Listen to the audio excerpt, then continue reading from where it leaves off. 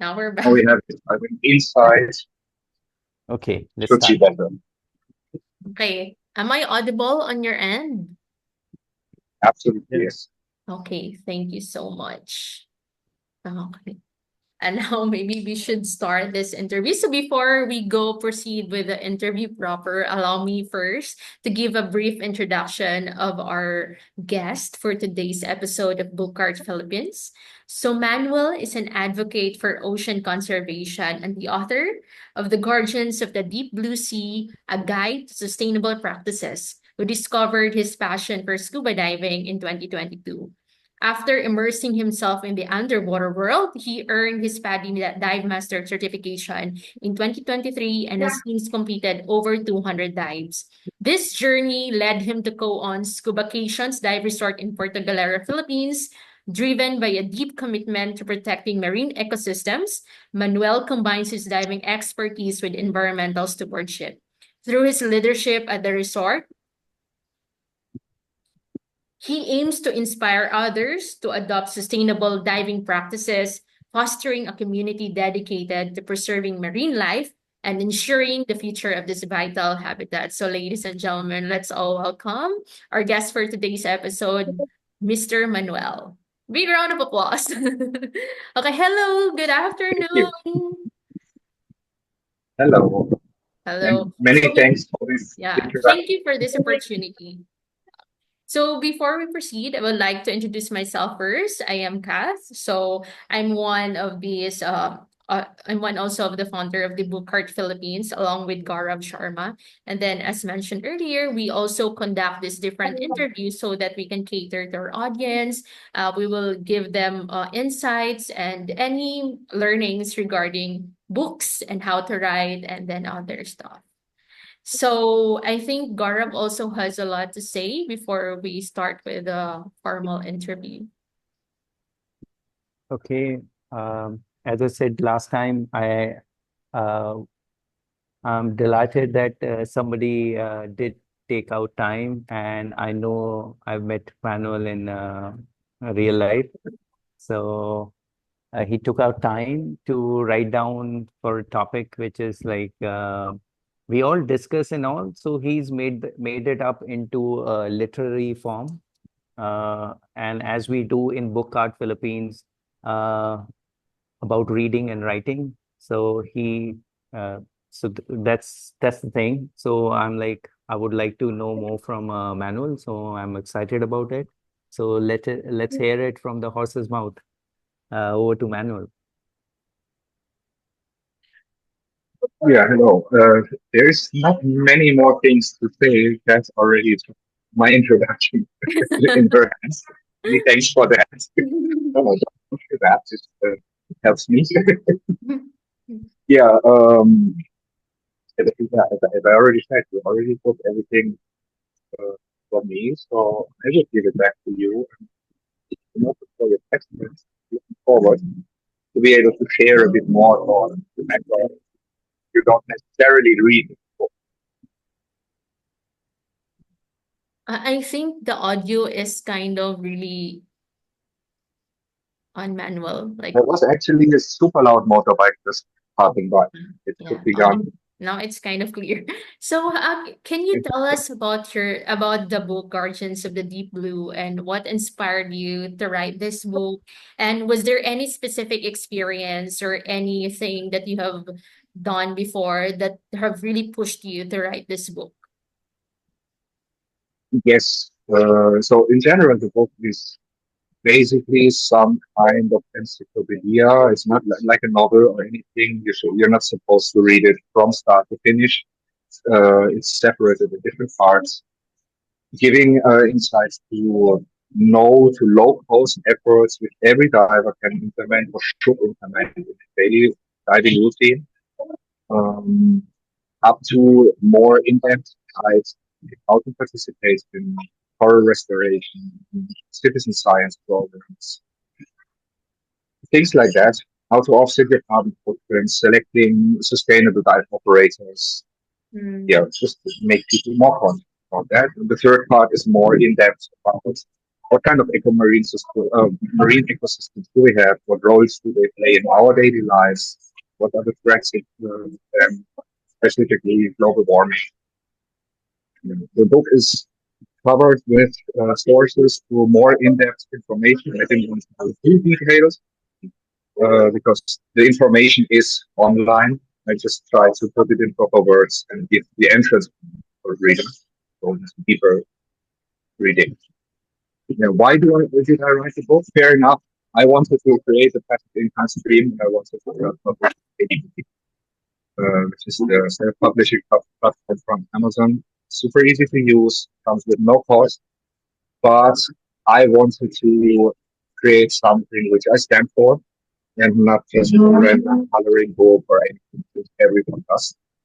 So that's how this idea was born, and it was formed a bit stronger during my deeper contact with Blue Alliance and Greenpeace while they're here in Puerto Galera assessing some dive shops for the application.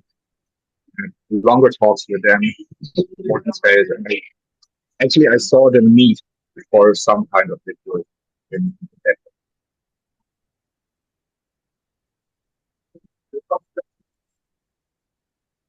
Okay, thank How it you, started. Manuel. Uh,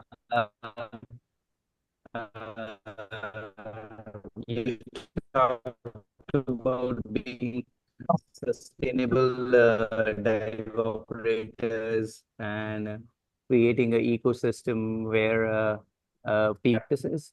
But how does uh, how does a non-diver look at this sustainable dive practices? Is there something to take for a non-diver who's trying to get into diving if he reads your book?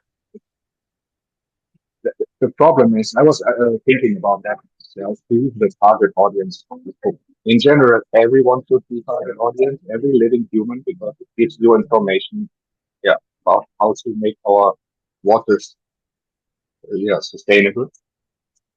But I fear that non-divers will not stumble upon this book in the first place, and it might even give them the feeling of diving is some kind of responsibility, which, in my opinion, is.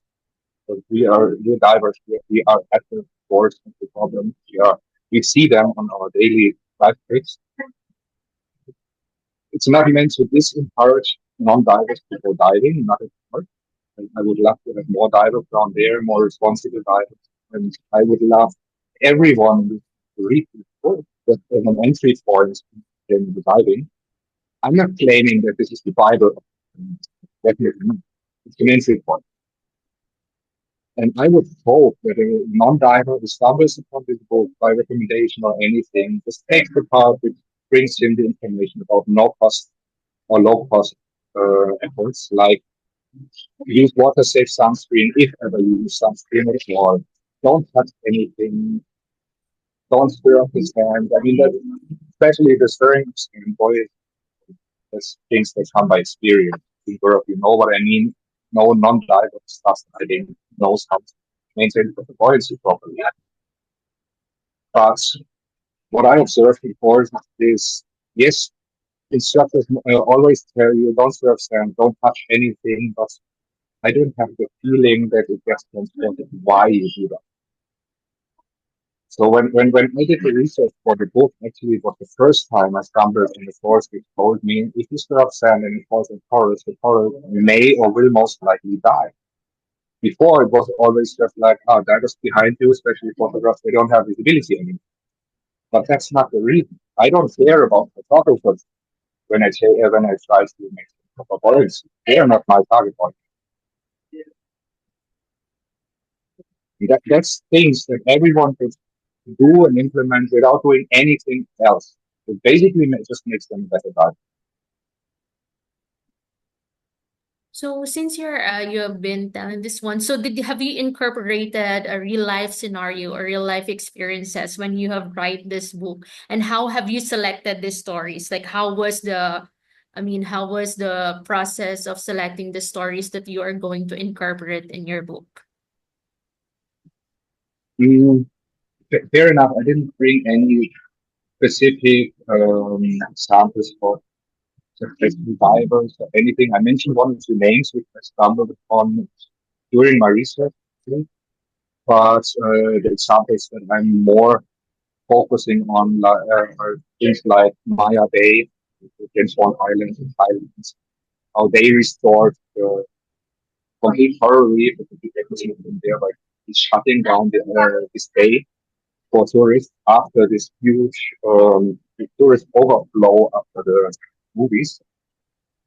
Yeah, things like that, broader scale, which in my opinion already shows that humans have a huge impact on our reefs, marine ecosystems. Because if we are not there, they sustain, they live, they're good. Which doesn't mean that we shouldn't be diving, but we should be diving with conscious.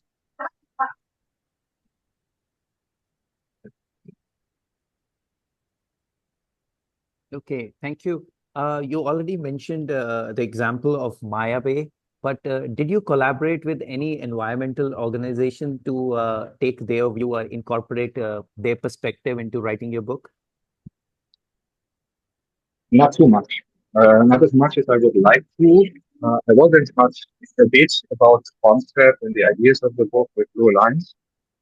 But eventually I decided not to bring any of those into the book too much, like influencing the book, because I didn't want to have it just single-sided point of view.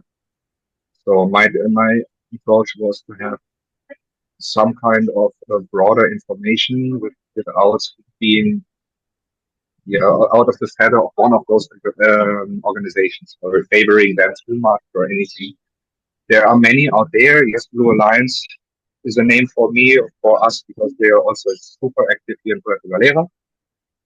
That's why it's super easy to approach them in general. I personally just hope that I can collaborate with them in the future to promote that book even more. For me, it's not even really about earning money from the book.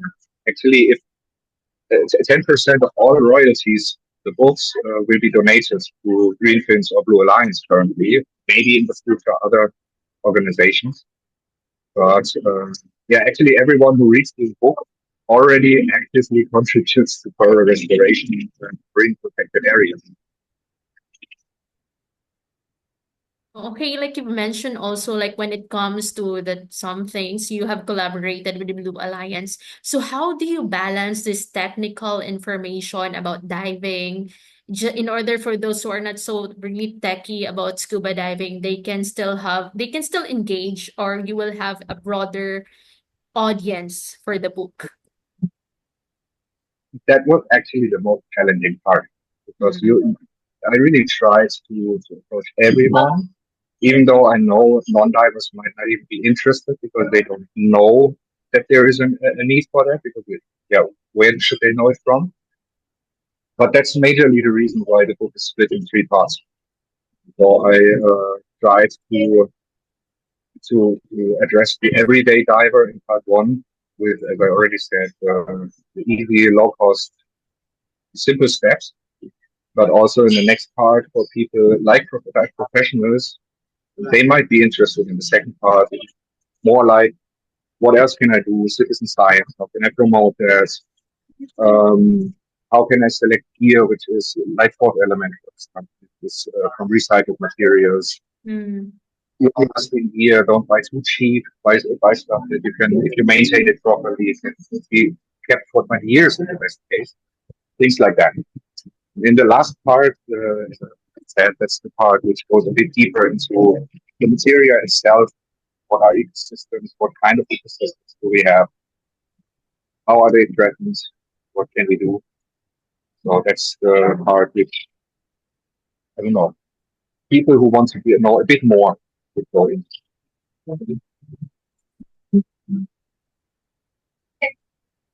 Okay, thank you, Manuel. And then, as you said, you will be donating 10% of the royalty to the environmental organizations like Blue Alliance. So that's commendable. But as an advice, since you've been through this writing journey, what would be your advice to aspiring authors who want to write about environmental conservation or sustainability? because it's not a very mainstream topic. How to make it interesting, how to make it readable. So, what's your advice to aspiring authors? The first advice, don't do it, promote my book. Of course, jokes aside. No, seriously, in my opinion, that's the way I approach it. For me, that was my very first book that I ever wrote, not to mention even published. I actually just went in it. So nowadays there's so many tools to assist Yeah. you with that. So especially one tool to mention it specifically was Readsy. Readsy is a free tool which helps you to put your format your book for ebooks and everything. I also used two other tools. One of them was just for paraphrasing my Yeah. personal sentences. So English is not my native language, so better paraphrases. AI tools are perfect for that. And the first tool that I used is Deeply Create. In theory, it would help you write complete books. I didn't use that because that's too much for me, but it helped me by creating the outline for the book.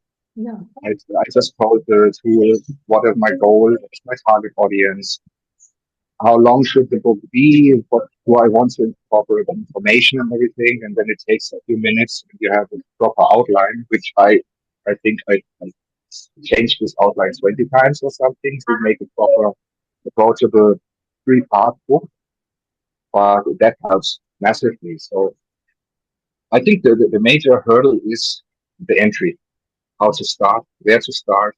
But if you already started, I think then it's going. Then it's more about finding resources, and even though for that, so many tools helping you. But one important thing, and that's the most tedious work. Even if you ask ChatGPT, which I don't recommend because the knowledge base is too outdated, but other tools that are more up to date or can even crawl the web, whatever information you get, double check if they're correct. Check if you find other sources pointing out the same information or somehow feeding and not just believe whatever anyone tells Yeah. Thank you for that. Actually, Manuel, you've mentioned about different AI tools, and now AI is really flourishing a lot. And then on my side also, since I'm also doing publication and then researches, sometimes it's AI will really save you a lot of time, and also it will really help you. It will really help you to paraphrase your sentences. At the same time, it will give you idea on how the story would really, I mean, the plot or how the story would really go on. So for you, does it really affect your creativity, or it really helps you a lot in writing your materials? Or do they have any, like for example, in Amazon, do they have any rules like for this specific book, like certain AI count should matter or not? So first of all, I would personally say, other than many people believe, I would say AI is a massive helper.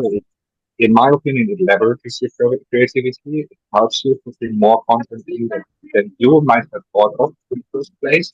Yeah. It helped me a lot structuring the book, putting it in a readable manner. Reading flow, we all know, is one of the most important things next to information in the book. If your book doesn't read properly, put it away Mhm. if that's what you do. But when it comes to Amazon, in my case, I didn't have any issues. When you publish a book there on the KDP platform, they ask you, did you use AI tools? You can tell it what did you use it for? Like paraphrasing, Um, how much of the content is built on AI. I think there was an algorithm change, which I didn't like to do that much from Amazon, but I think they're now looking a bit closer on AI books and might not be good or anything because there's not such a flood of fully AI generated books now. But the best thing you can do is if you want to listen to a book, to be honest. I mean, my book was never planned to be a bestseller. For me, it was important to be accessible for people. I will be the one in the end doing marketing by Facebook links or anything. I don't need Amazon or I don't expect Amazon to put it up because it's so much the niche inside of the niche The algorithm wouldn't even check that. Pretty sure. But still, let's be honest, because yeah, you can use AI for writing books, but they can use AI to Mm. analyze your books. That's what they definitely do. Yeah. Uh, yes, AI is definitely like a big help. Uh, but it uh, but still the real life study or you know incorporating a real life study, some real stats, like you mentioned about instructors telling not to touch. Why do people do that? So any anecdotes or any real life studies you have are a part of your book to make it more realistic? I actually didn't put the examples that I have in mind in the book because I always fear if I mention negative examples, I encourage people to do the same because half knowledge, hearsay, whatever. But there was actually one situation which led me to the belief that, and I need to retract my comments on your comment on the Facebook page when you said, I think many people are already environmental aware and driving. Actually, I must completely disagree. And that's not only the one example I will now. I see so many people, specifically in Puerto Galera, that they're driving like they don't care at all. And, I mean, there was a story a week ago or something I read from Anilao, when a dive guide wrote 25, 30 names into a coral, taking it on video. So that's a professional dive guide. Oh, okay. I know in Anilao, it doesn't have to be a professional dive master to do that, but still, it's a guide. And yeah, the anecdote that I had from Puerto Galera, we had to discover scuba diving with three Korean girls. They did DSB, and they had a friend with them. He was already advanced open water diver, and he said, "I will just accompany as a fun diver." But he was the one at the end of the dive who came out of the water holding a pufferfish in his hand and asking for a photo. Mhm. That's too much. Another Yes. story. Yeah. 2 or 3 weeks ago, I saw in a barbecue on White Beach, they sold stingray. Doesn't have to be. Uh, yes, I agree. Name calling, and that you definitely don't want to be writing that. But you know, they are very strong examples. Like you called out certain nationalities. I'm refraining from that, but still, it's a strong. When you said stingray or you said pufferfish, it's a strong. And when you name an anecdote, it's the idea here is. Not to do greenwashing or create a narrative, because some people just write it off.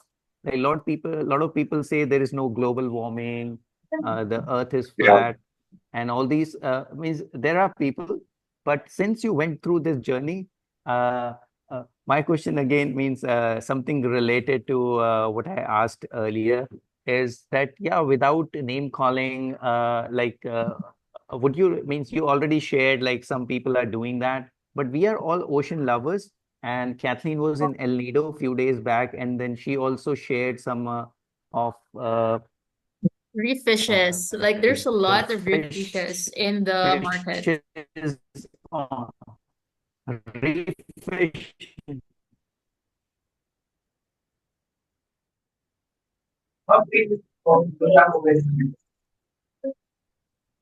Uh, yeah, but it is a very strong.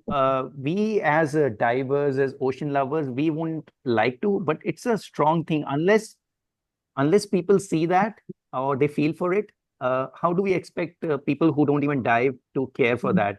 So, uh, uh, but sometimes when you share like Maya Bay or something, which you example you gave, it they had to shut it down to do it, and they had to name nationalities or people. I know for sure certain nationalities were banned at certain places, and that had an impact on people to rethink their behavior. And when they came back with the assurance. And now, in Bali, Sag recent I forgot the name of the island. Perhaps Kathleen would remember. Uh, I think in Balikasag Island in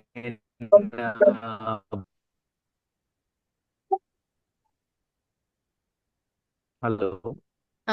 Hi, Gaurav. Your connection is kind of really, really slow. I was Sometimes about to ask if Manuel it's is the same for trying to make out from the question.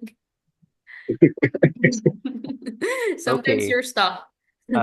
So yeah, but okay, I think you got the essence of that. That Manuel is trying to refrain from anecdotes or name calling. But my question is like, if you will give some graphic details without like naming the particular person or something, it does have an impact. So what's your view on that? Yeah. I get your points, even though the connection is very bad. And that's one good thing with Amazon KDP publishing. The book is not printed at all. So I can actually make some kind of appendix with anecdotes or anything. So I will take that idea home, definitely. And maybe I will incorporate some, just update the book. It's a good thing. Mm. And just update it because it's print on demand, meaning everyone after that will always have some examples. Mm. That's a good idea. Yeah. Yeah. Maybe I So should. yeah, so you're planning for part two of your book for this one. Maybe you should add something, or you have future plans of another environment and sustainable practices books that you are planning to publish in the future. I was actually thinking to rewrite the same book as a smaller handbook, maybe just the first part and have it Mm. more like a booklet with just 20, 30 pages, narrowing it down to kind of lists, descriptive list or anything, which I think it wouldn't even be worth to sell it. It should be something that you can each and every dive shop, something in that direction. But that's a matter of, yeah, there will be costs involved. Maybe it's just an ebook which you can download or distribute the email or something.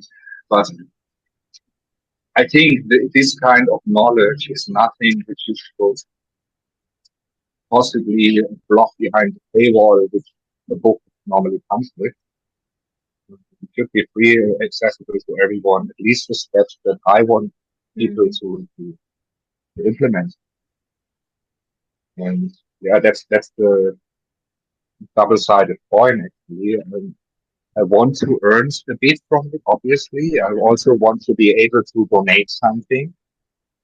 But on the other hand, I would love to give this information for free because people are not willing to pay for someone telling them what to do, to put it that way. And the target audience shrinks massively um, when you have a price tag on it. And I think people who are willing to pay for this kind of book, in that point, I agree with you, Vera. They are already environment aware, and they might not even need this kind of book because there's not too many more for them which they don't already know.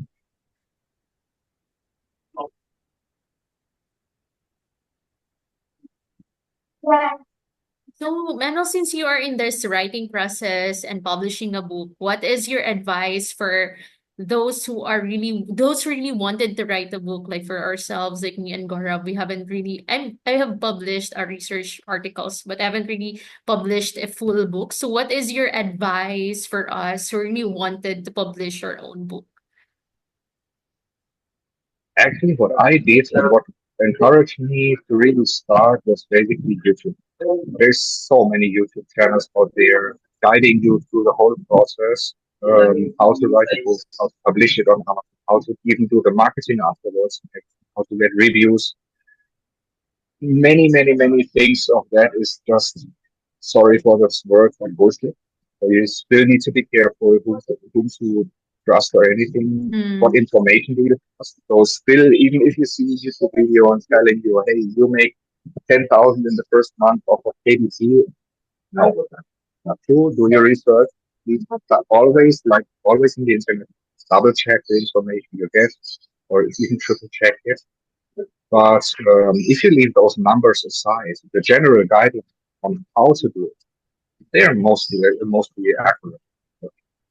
But with meaning leave the numbers aside, I mean completely. So even if they say it's a free tool, yeah, sometimes they advertise a tool which is for free, but then they use functionality which you have to pay for. Yeah. So even that is not always Mm. appropriate. But yeah, YouTube in general is a really good source for motivation as well as for knowledge and how to do it. That's where I found those tools, for example, that I've used. And then if you don't have a co-writer or something which might help you, those tools can be your co-writer. That was my experience. Mm. Uh, uh, uh, Thank you, Manuel, for taking us through your journey and then sharing your tidbits about writing process. Uh, Next thing is like I would like to, okay, somebody is writing a book and the topic you've selected, you said it's for divers. So uh, uh, means in general, any message like because Book Art Philippines and Global Act, Book Art Philippines is a baby of Global Act, uh, and we are trying to do that. People do more reading, they do writing, and that's as a cognitive skill. So how would what message would you give to the readers and viewers because we are reaching out to our audience through this video medium so, what will make them?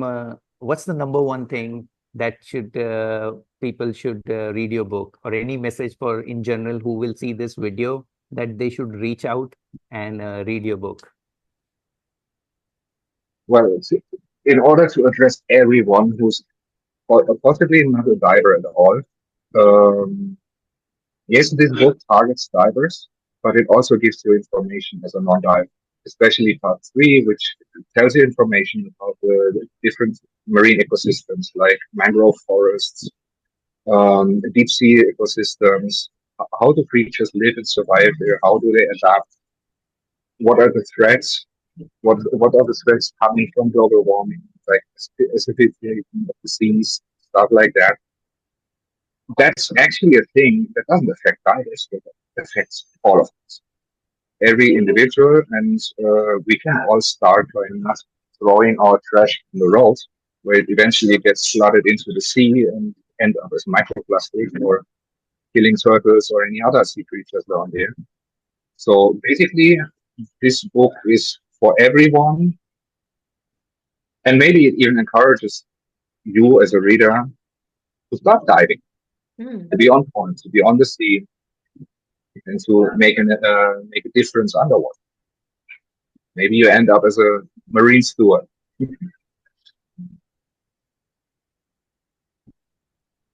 Yeah. Actually, Gaurav and I just finished our entry for International Coastal Cleanup. So we just did a coastal cleanup. So I hope in the future we can also collaborate with you in writing books because we also planned on our writing books here about sustainability and being a marine steward wherein we can help and build a community wherein these people would really take care of the ecosystem for us to make it more sustainable. So before we formally end this interview, I would like you first to invite anyone where can they buy your book and then how can they really see your works or any email or any social media account that they can reach out to you. I will be happy to share you some links after this interview. Maybe you can use them in description or anything. Yeah, But in general, sure. the book is available on Amazon as an ebook. It's for free on Kindle Unlimited. If you have the subscription, you can just download it and read it for free. You can also order it print on demand as a paperback or even hardcover. Um, yeah, there's also a companion website to the book. This if there is a bit more sales and there will be the first donation made, then there will be a bit more content. All of the links mentioned in the book, all sources, are also listed on the website for convenience. So you just click on them, open them in the new tab. anything. There will be also, for transparency reasons, in the book, a detailed list of all donations which will be made, and also to which organization the money goes. Mm. Um, yeah. Otherwise, yeah, I think that's the best sources right now for information. There's also a contact option that in case of more. Everyone feel free to email it, willing to answer everything. No. Okay, so I'll just put all the description, your social media account, and the link of the book in the post that I'll be making for this video. So, Gaurav, do you have any question also to Manuel?